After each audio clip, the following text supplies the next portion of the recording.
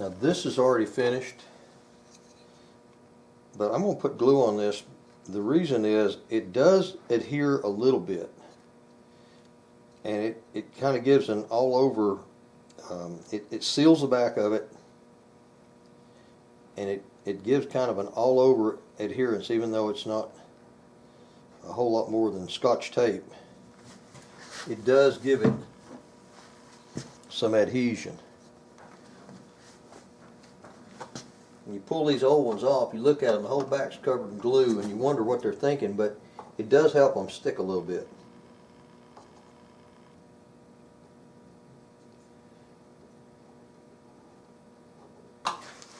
Alright, because this is finished and this is finished, that glue can be wiped off.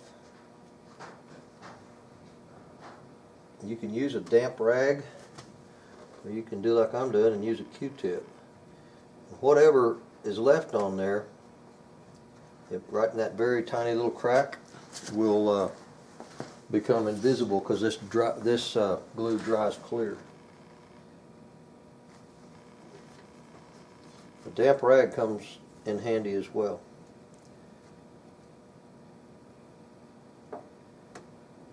If this was unfinished wood, I wouldn't think about smearing glue all over it.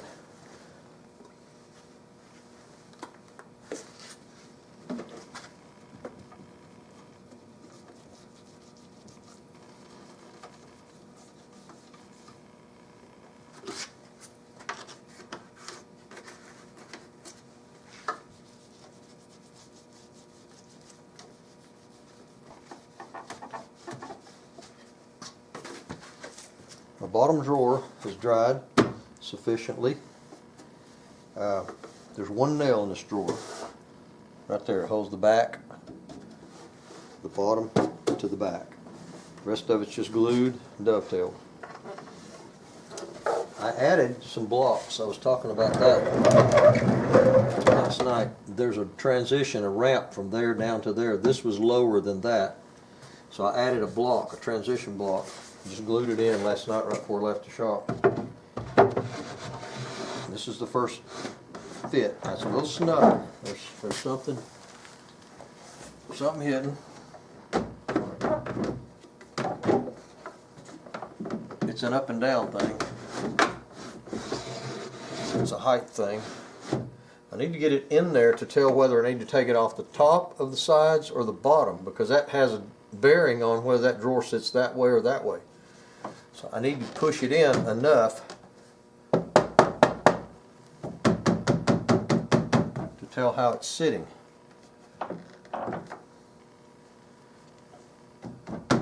Alright, the bottom's sticking out, the top's flush.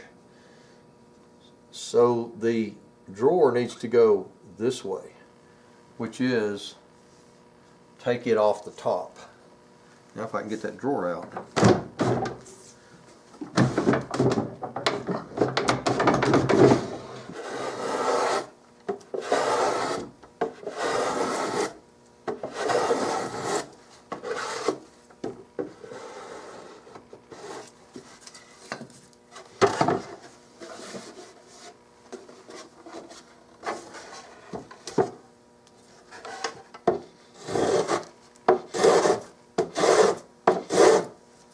Hear that chattering? I'm going the wrong direction.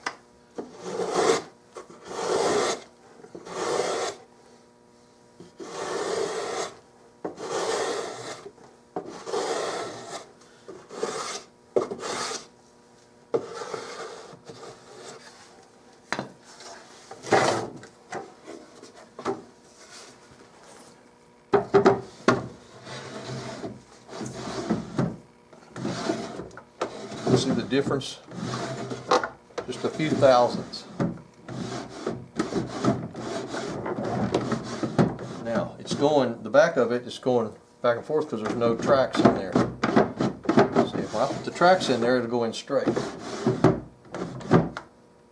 When I put the stops, see how it's going in too far? This is sticking in past the case. Even worse on this side. When I put the stops in, it will it'll stop where it's supposed to. This could actually go down a touch. It's really tight on top, but it's got a pretty good gap on the bottom. That's kind of good eventually as it wears, but I may not be alive by then. As it wears, it'll settle down. But if you keep them waxed, they don't wear much. It'll take decades. I'm going to take just a teeny bit off the bottom. Let this thing sit down just a little bit.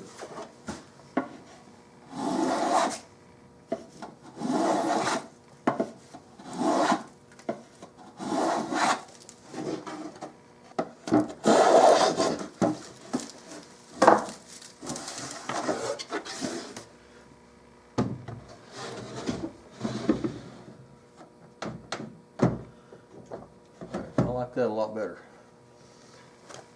It's got about a 30-second gap at the top and about a 1/16 at the bottom.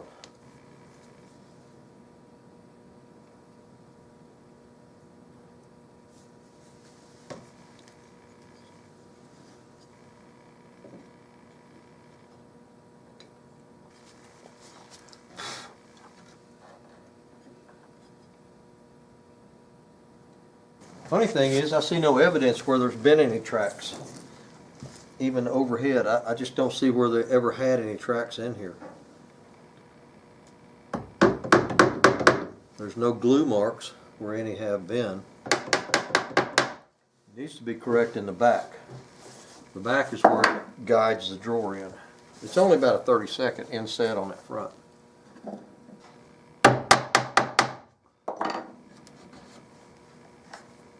Once that glue dries, somebody put some stops in this thing. Not originally. This is some pine. There's no pine in this cabinet, and these are modern finish nails. And these marks, these saw marks here, are table saw marks. And they put stops in the back. That's not a good idea. The reason is when you put stops in the back,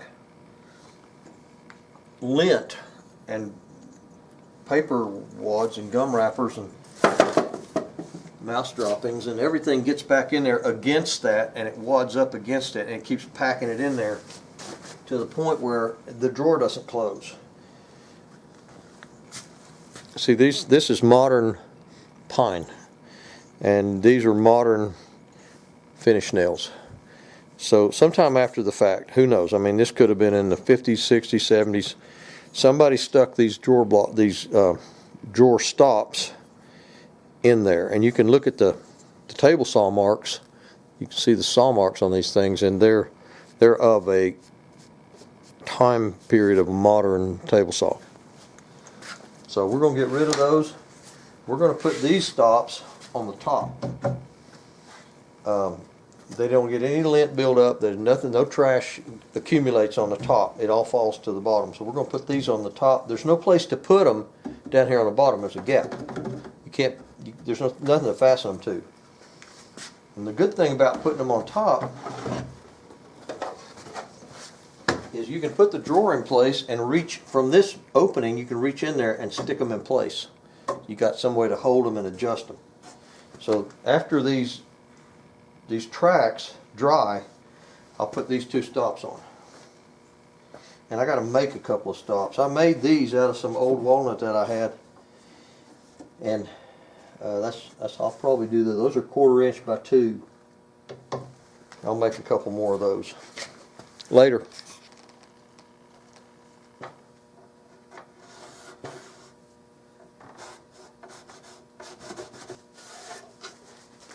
Alright, now it looks dirty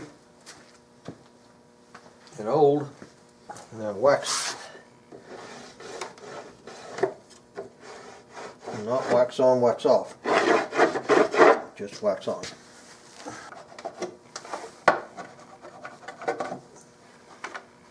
My tracks are dry enough to glue this. Huh. Remember when I took this bottom drawer apart and I said that nail had fallen out of the back? And I told you a while ago that these drawer stops in the back was not a good idea because everything hung in there. Look what I found in the back under the drawer stop. The cut nail that used to be in the back of the drawer. Getting that wax kind of rubbed in there. The more you use a waxed drawer, the slicker it gets. Okay, I'm going to put it all the way in, get it even on the front, as even as possible.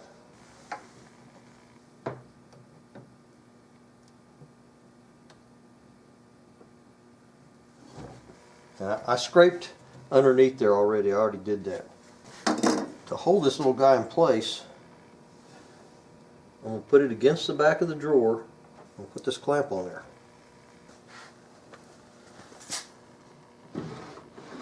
Alright, took the clamps off, and one thing you got to be aware of is the thickness of this stop. These are up underneath here. You got to have enough clearance to where you don't hang on the back.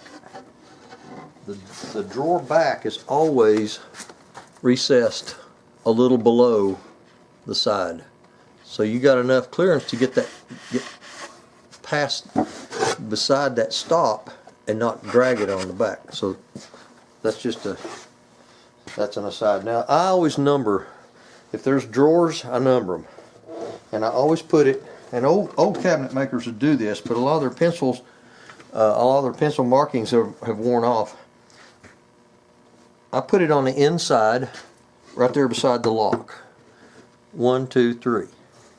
Because sometimes, most of the time, especially old furniture, it's not all exact. For instance, this bottom drawer has got the stops on top, and these have them on the bottom. And if they're not the same thickness, they won't close the same. So they're all unique. So number them, and I just write 1, 2, 3 right there, and then you can match them up. You don't use Sharpies. Use a pencil.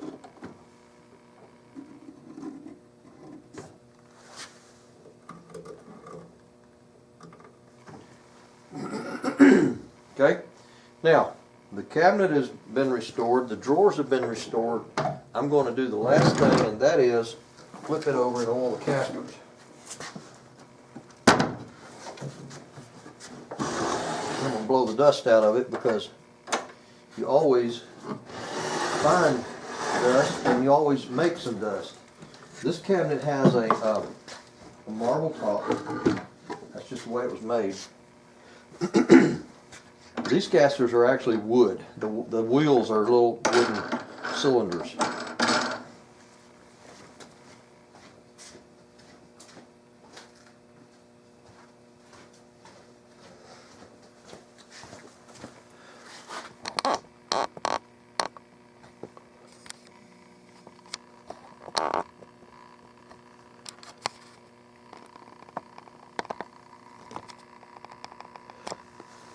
It doesn't take much oil. You just want a little bit. If you put too much on, it can leak and drip down on their carpet, and that'll cause you a whole nother different set of problems. So you just put a little bit in there and wiggle it until it gets to where it needs to be. Those little ball bearings run in a little track on the mount and on the caster itself. If you just put it on top, it'll run down in there. And you don't need to do this but just a few times in its whole life, because the oil stays in that little trough.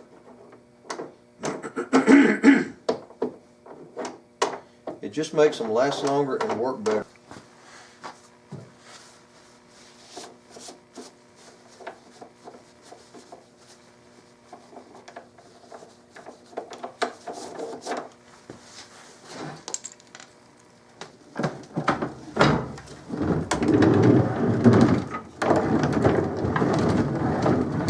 Thanks for your time. I do appreciate you watching. I hope this has been able to help somebody, let you know that this is not rocket science. If you got a few woodworking skills and a few tools, you can do this. Start to finish, to redo the drawer sides, slides, and everything stops, it probably takes 2.5 to 3 hours. Most of the stuff I glue and do not put any nails in because that's the way it was originally. It's just glued, and so you have to wait on, while you're doing this and you're waiting on this one, and then while you wait on this one over here, you do something else. So you can sort of stagger it around, but it can be done. It can be done right, and this, to the best of my knowledge, this is the way to do it right. I've done this for many, many years. So thank you for your time again. I do believe that time is the great equalizer from the top to the bottom. We all get 24/7, and what you choose to do with it is up to you. And thanks for spending some of your time watching me do what I do.